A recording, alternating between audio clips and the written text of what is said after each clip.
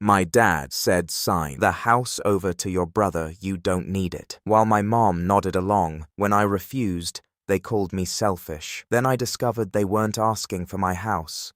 They were desperate to hide something much worse. Hey everyone, before we jump into today's video, I need your help.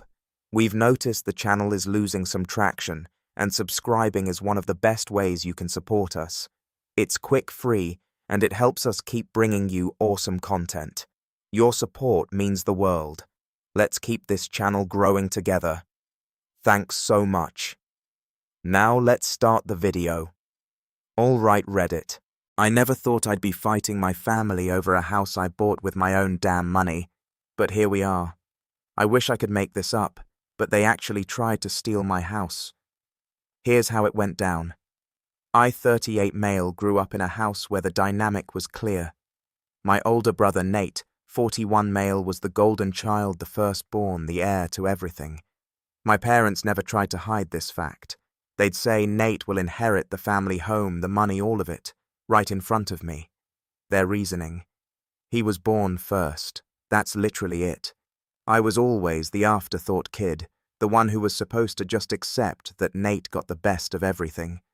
For years I watched it happen. Nate got the bigger bedroom, the car for his 16th birthday, college fully paid for. I got student loans and a bus pass. My buddy Rick has seen this play out since we were in middle school. Your parents act like Nate hung the moon and you're just some random neighbor kid, he'd tell me. He wasn't wrong. The pattern continued into adulthood. When Nate got married to his wife Karen, my parents gave them $30,000 for the down payment on their first house. When I asked for similar help 4 years later, I got a lecture about fiscal responsibility and bootstraps. Nate's career path was equally blessed. After college, my dad called in favors to get him a management position at his friend's construction company. No experience required. Meanwhile, I started at the bottom rung of an IT firm, working my way up through certifications and late nights. Dad never even asked what I did for a living until I'd been doing it for 3 years. Fast forward to last year. I finally saved enough to buy my own place after years of busting my ass. A 3-bedroom in a neighborhood I liked. The house needed work, but I spent 6 months getting it exactly how I wanted it. New kitchen, refinished hardwoods, converted garage into a home gym. This place was 100% mine. Bought with money I earned through 15 years of 60-hour weeks and aggressive saving. I felt like I'd finally done something that was just for me. My name on a deed, my rules, my life. No family strings attached. At least that's what I thought. About 2 months after moving in, my parents invited themselves over for dinner. Dad inspected everything like he was a building code inspector, making little comments about amateur work on my renovations. Mom kept asking if I was lonely in such a big house for just one person. After dinner, they sat me down with these serious expressions I remembered from childhood lectures. "Son," my dad said, "your mother and I have been discussing your house situation. We think it would make more sense for Nate to take over the property." I just stared at him. "Excuse me," Mom jumped in. "We're just trying to keep the family assets properly managed. Nate has children who need the space. You're single. It's the practical solution." "What the hell are you talking about? This is my house," I said. "I bought it with my money. There's no situation to discuss." Dad leaned forward using his intimidation pose that worked when I was 10, but not anymore. "We're not trying to take it from you. This is about family unity. Nate would of course let you stay here until you find a smaller place." Before I could respond, Nate walked in from the kitchen where he'd apparently been listening the whole time. He had that smug look he's had since we were kids. "Don't take it personally, bro," he said. "It's just about what makes sense for the family. You don't really need all this space." I stood up.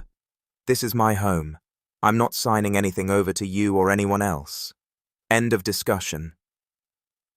The temperature in the room dropped about 20 degrees.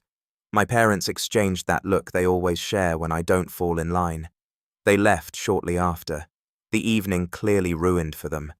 I spent that night pacing my house, half convinced I'd hallucinated the entire conversation. What kind of family asks you to give up your house? What kind of brother thinks that's a reasonable request? The entitlement was so absurd, I actually laughed out loud alone in my kitchen at midnight, trying to process what had just happened. The next morning, I called Rick the only person who truly understood my family dynamic, because he'd witnessed it firsthand for decades.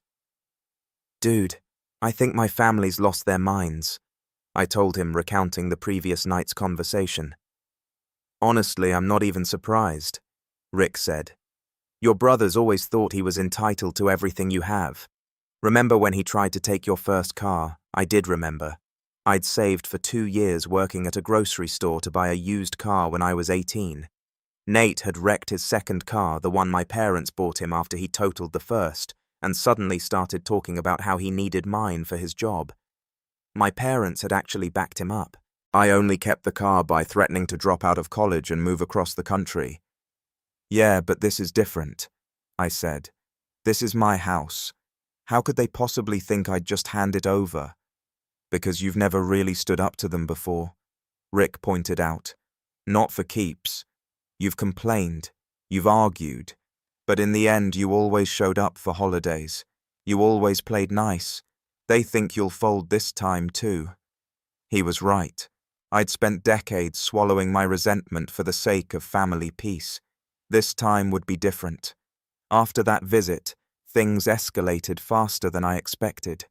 Mom started texting constantly with guilt trips. Family should support each other, and Nate's children deserve a stable home. And why are you being so selfish? Dad would call with speeches about responsibility to the family name and thinking beyond yourself. My Aunt Susan, Mom's sister, and equally entitled, started calling me too.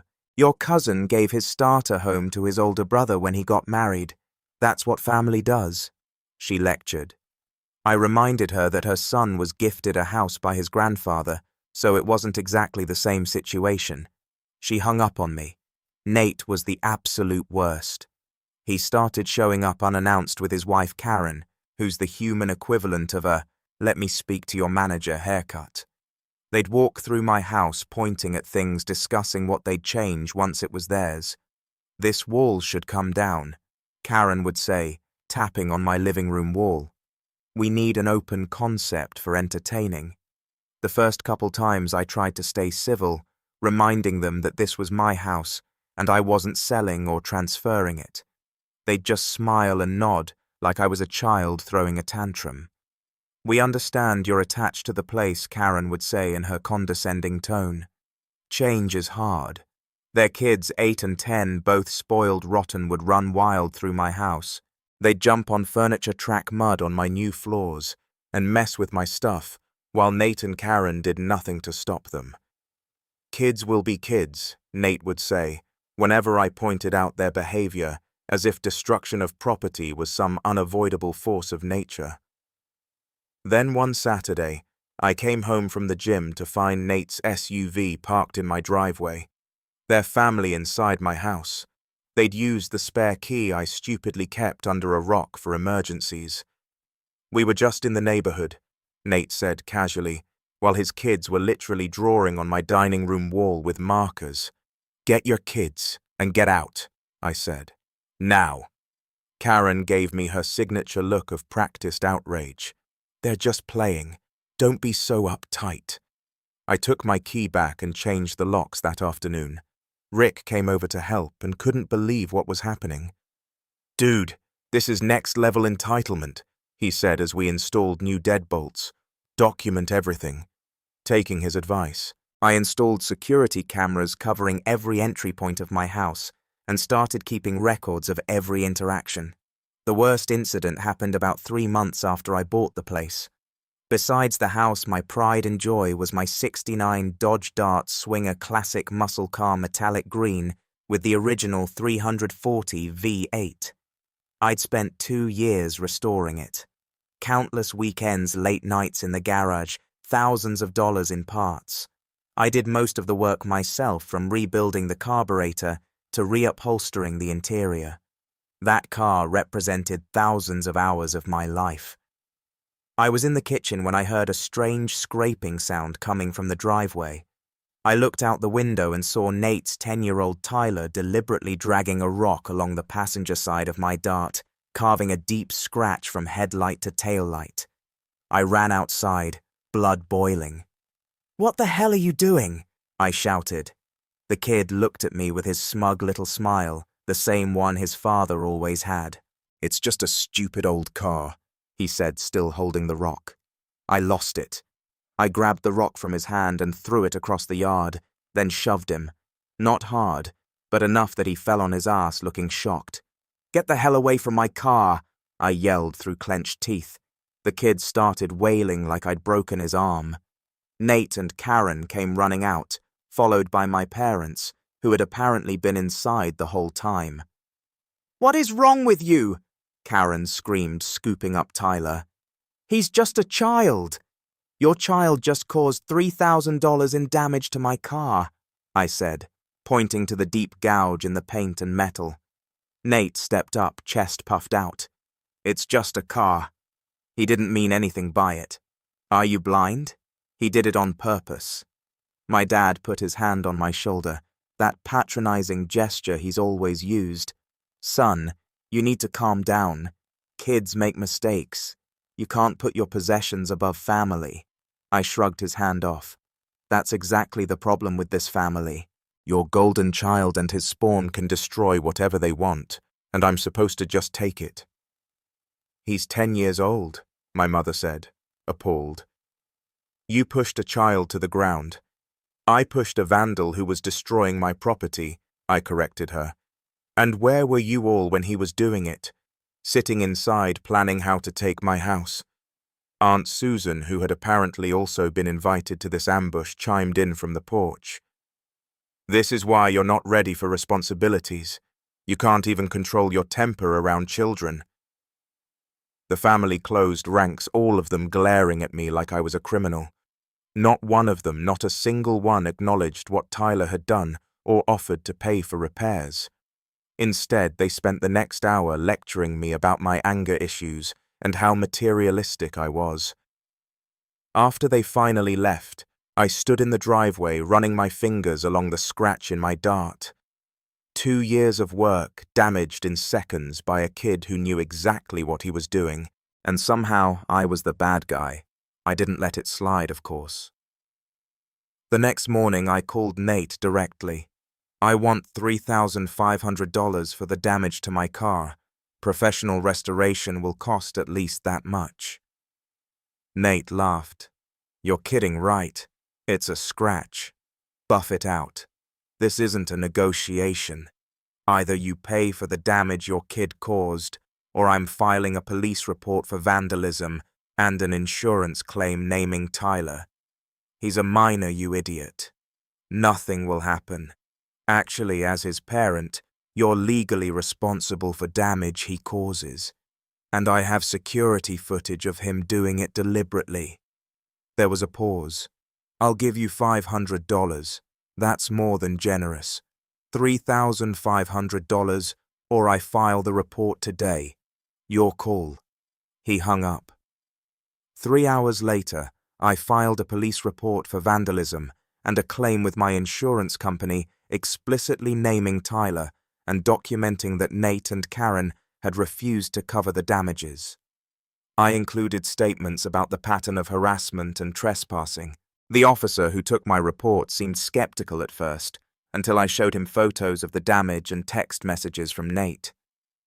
"Family disputes are messy," he said, "but property damage is property damage." 2 days later, I got a text from Nate. "Got your little report. Good luck getting any cop to care about your family drama. You're embarrassing yourself. This wasn't over. Not by a long shot." Then about 4 months after the initial request, Nate showed up with a card from my parents. It had this sappy message about family legacy, and inside was a crude hand-drawn family tree with my house sketched in under Nate's name. A post-it note read, "Just sign the papers. Son, it's what's best for everyone." I tore it up in front of him. "Get the hell off my property." Nate's face turned red. "You're making this harder than it needs to be. We're trying to be nice about this. There's nothing nice about trying to steal my house. It's not stealing when it's family," he said. Like that made any sense. "Think about my kids. I am thinking about your kids. I'm thinking they shouldn't be raised by parents who teach them it's okay to take what isn't theirs." He tried to push past me into the house, but I blocked the doorway. "Move," he said, trying to sound threatening. "Make me," I replied. For a second, I thought he might actually try to throw a punch. His hands balled into fists, and his face went from red to purple, but then he turned and stormed off, shouting that I'd regret this. After that, things went from persistent to hostile. My family completely closed ranks against me. I was officially the black sheep for having the audacity to keep my own property. My parents stopped calling entirely. The family group chat went silent for me. Holiday plans excluded me. The family gossip machine went into overdrive. I heard from a cousin that my parents were telling everyone I was mentally ill and making poor decisions. The only direct messages I got were from Nate, and they weren't subtle anymore. "You're making a huge mistake," he texted one evening. "We can do this the easy way or the hard way." I didn't respond. I just added it to my growing file of documentation. Meanwhile, the incidents around my house became more frequent and destructive. My mailbox was smashed in. My garden was trampled. Someone egged my front door. Twice. I found my security cameras had been turned away from their viewing angles. I filed police reports each time, building a paper trail. The officers recognized me by the third visit, but not much came of the reports. I kept getting emails saying, "Investigation pending" or "insufficient evidence to proceed." The system works slowly, if at all. After 2 weeks, one of the officers took me aside. "Look, man, I get what's happening here. Family disputes are brutal, but we've got limited resources and smashed mailboxes aren't exactly top priority. So I'm just supposed to let them vandalize my property?" I asked. He gave me a knowing look. "Document everything. Get better cameras, ones they can't reach or tamper with, and maybe consider civil options. Restraining orders, lawsuits, hit them where it hurts."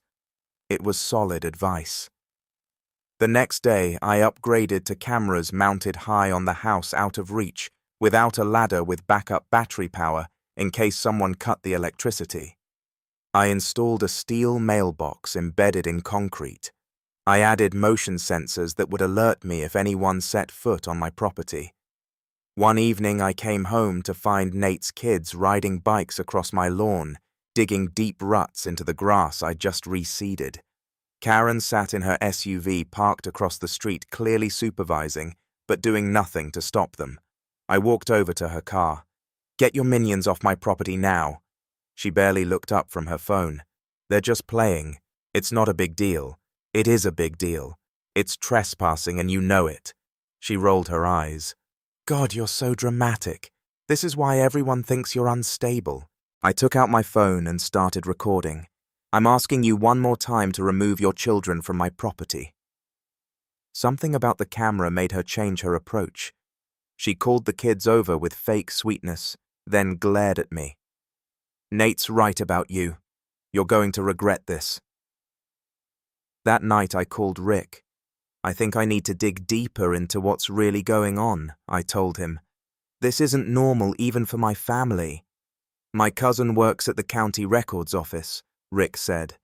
"Let me see what I can find out about your parents' property." While waiting for Rick's intel, I decided to take a more proactive approach. I checked Nate's social media and noticed something interesting. For someone who acted like he was doing great, there were subtle signs of financial strain. The family vacation they'd been planning for months suddenly disappeared from Karen's Instagram. Nate's business page hadn't been updated in weeks. Their older kid was suddenly at public school instead of the private one they bragged about. I also remember that Nate had been weirdly vague about his construction business for the past couple of years.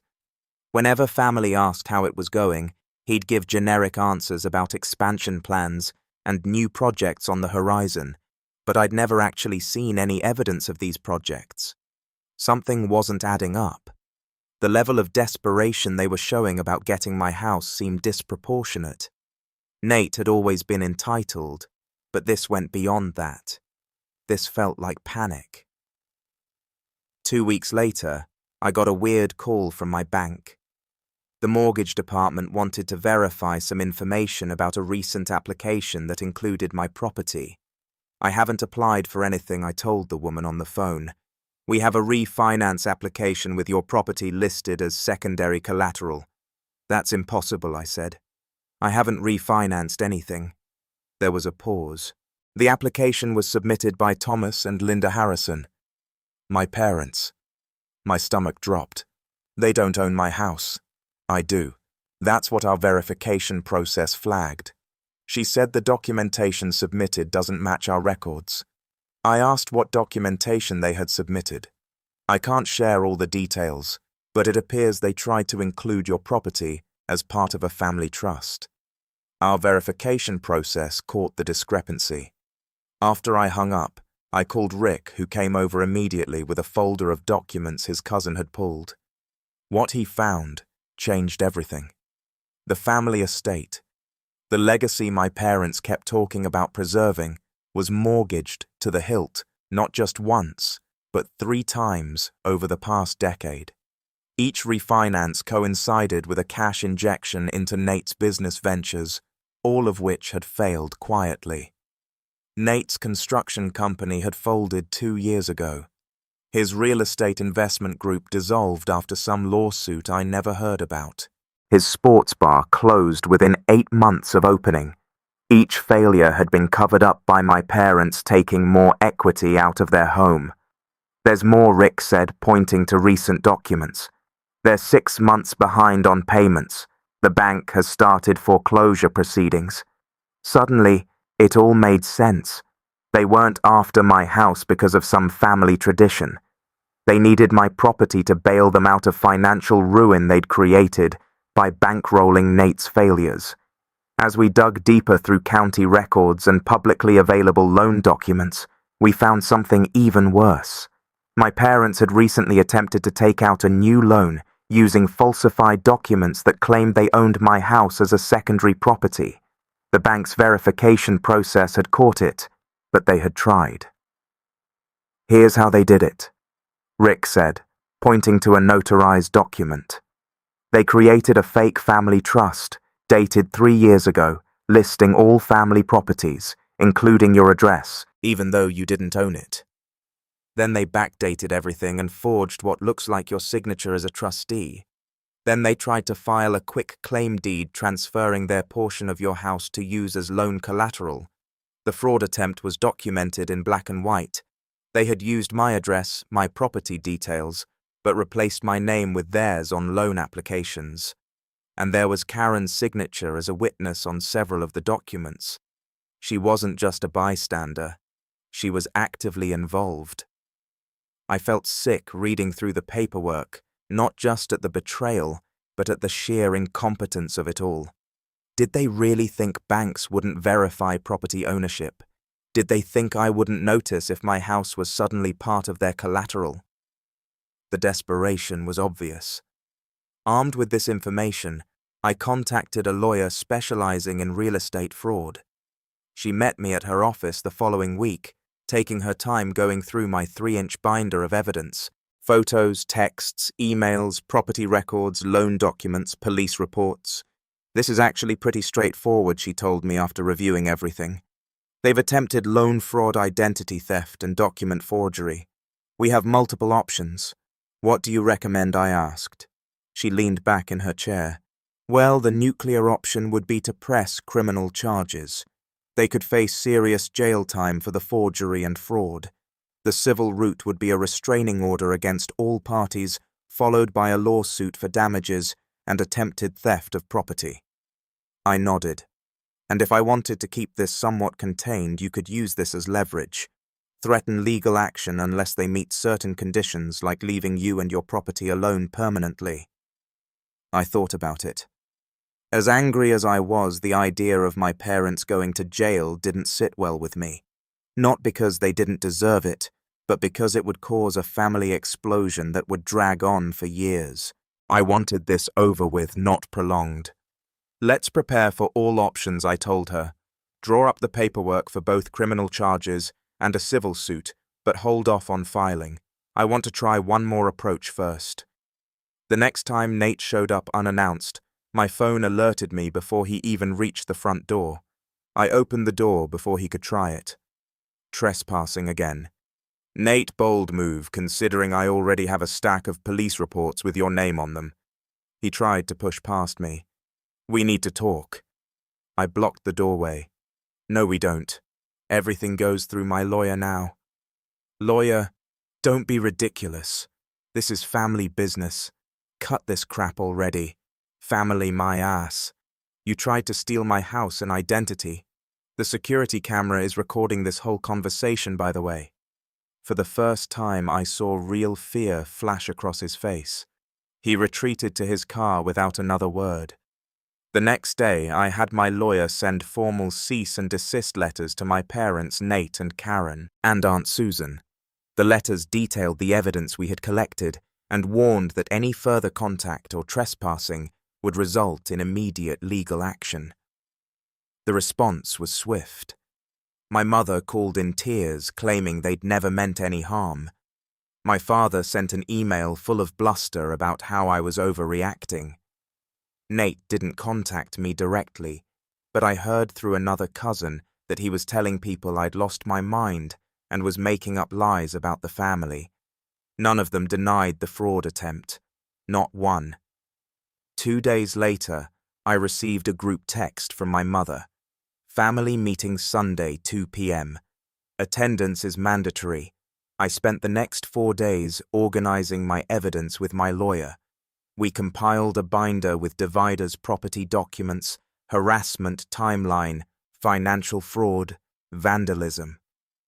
Every text, email, and photo neatly arranged and time-stamped. I showed up with Rick waiting in his car down the street as backup. The whole family was there. My parents, Nate and Karen, their kids, Aunt Susan, and a couple of cousins clearly brought in as reinforcements. My dad started with his usual patriarchal speech about family unity and respect. Mom followed with tearful comments about how I was tearing the family apart with my selfishness. I let them finish. Then I placed my thick binder on the table. I know about the mortgages, I said calmly. I know about the loan fraud attempt using my property. I know about the foreclosure proceedings. I know everything.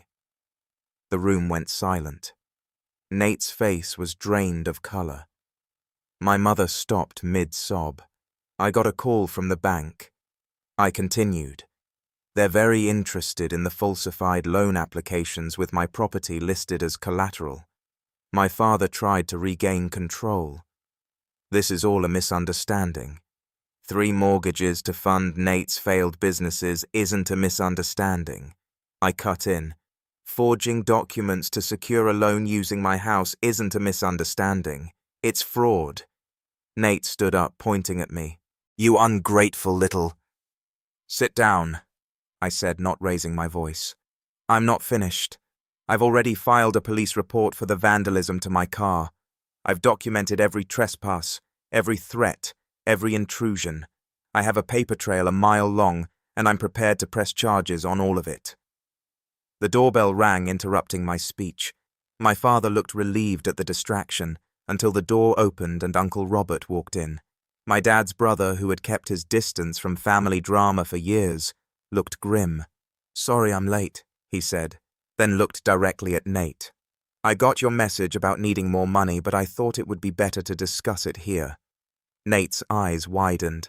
Uncle Rob, this isn't the time or place. Uncle Robert finished. I think it's exactly the right time and place. I've loaned you $85,000 over the past 4 years. Money you swore was for your business. Money you promised to repay. Now I find out you've been taking loans from half a dozen other people, including trying to use your brother's property as collateral without his knowledge." The room erupted. My parents tried to talk over Uncle Robert, but he raised his voice. "I've been quiet too long about this. Your golden boy here has been running a one-man Ponzi scheme through this family for years. I kept quiet because your father begged me to. Said it would destroy the family if it came out. But enough is enough." He turned to me. "I should have warned you years ago about what was happening." Nate was sputtering, trying to regain control of the narrative. "Uncle Rob is exaggerating. I've had some cash flow issues." "You've had cash flow issues for a decade," Uncle Robert interrupted. "You've never paid back a dime to anyone in this family. Your businesses fail because you siphon all the money into your personal accounts." "I've seen the records." My mother was ghost white now, looking between Nate and Uncle Robert like she was watching a tennis match. I turned back to my parents. "I have two options for you all. Option 1, I file formal charges: loan fraud, identity theft, attempted property theft, criminal vandalism, harassment. The bank freezes all accounts while they investigate. The house goes into immediate foreclosure. Nate and Dad likely face criminal charges." Aunt Susan gasped. Karen started crying. "Option 2, I continued. You all leave me alone completely. No calls, no visits, no texts, no more family tradition, talk, no more demands. My house remains mine, and you all stay away from it, and from me, forever."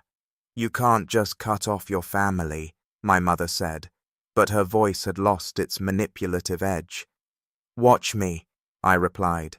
"I'll give you until tomorrow to decide. If I don't hear that you've chosen option 2, I'll assume you want option 1. I stood up to leave. Nate blocked my path. "You think you're so smart," he hissed. "You've always been jealous." I laughed in his face. "Jealous of what? Your failed businesses, your mountain of debt, your inability to support your family without mommy and daddy bailing you out.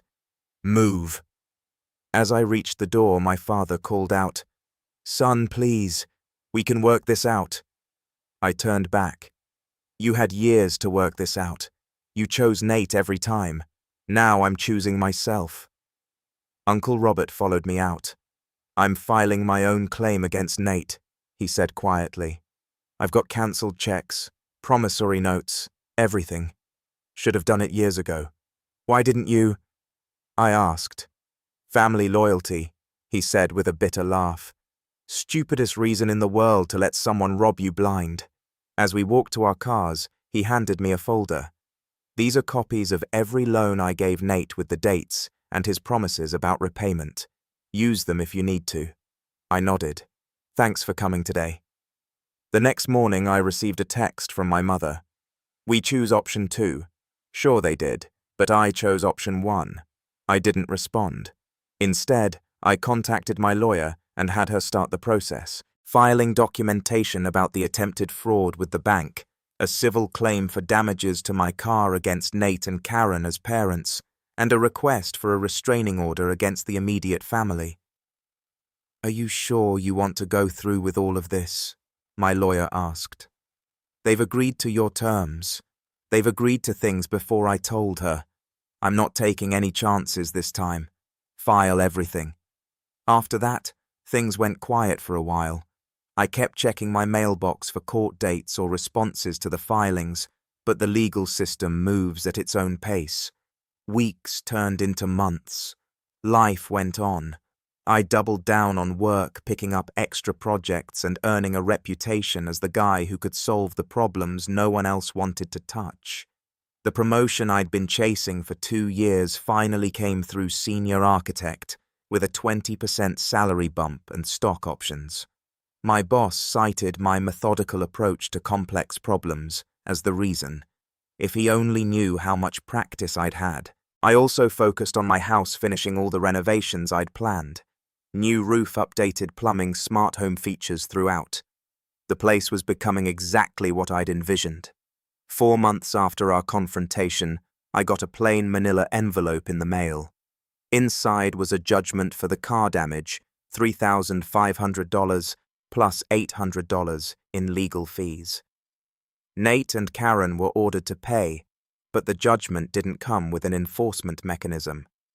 Actually, collecting would be another battle. Around the same time, I heard through the family grapevine that Uncle Robert had won his case against Nate, a $85,000 judgment plus interest and legal fees. Nate had apparently tried to claim the money was a gift, but Uncle Robert's meticulous documentation proved otherwise. According to my cousin Dave, Nate had shown up to court unprepared, expecting the family connection to save him. It didn't. I learned through the family grapevine that things were falling apart for them. Nate's latest business venture quietly closed its doors. No big bankruptcy announcement, just a for lease sign in the window. One day, Karen lost her job at the real estate firm, not in some public firing, but through a vague LinkedIn update about seeking new opportunities. Word was that someone had mentioned the attempted fraud to her boss, and she was quietly let go to avoid any association with mortgage impropriety. My parents started dodging calls from family members they'd borrowed money from. They stopped showing up at the country club. Their cars disappeared, replaced by much older models. The foreclosure proceeded without fanfare, just a listing on the county website, and later, a realtor sign in their yard. The restraining order was granted after 2 rescheduled hearings and a stack of paperwork. When the official notice finally arrived, it felt anticlimactic. Just a document stating they legally had to stay 500 feet away from me and my property. 6 months after the big confrontation, I got a voicemail from Nate. His voice was subdued, none of the usual bluster. "Hey, it's me. I know you probably don't want to talk, but things are tight right now. We're staying with Karen's parents, but it's not going well. The kids are having a hard time. I was wondering if maybe we could work something out." I deleted it without responding. The bank formally charged my parents with attempted loan fraud. They avoided jail time but received probation and hefty fines. Their reputations, which they'd always been obsessed with maintaining, were in tatters. I ran into my mother at the grocery store 6 months later. She looked 10 years older, wearing clothes I didn't recognize, cheaper worn. She started to approach me, then stopped, remembering the restraining order. "Son, we need help," she called across the aisle. "We have nowhere to go." I looked at her and she seemed confused.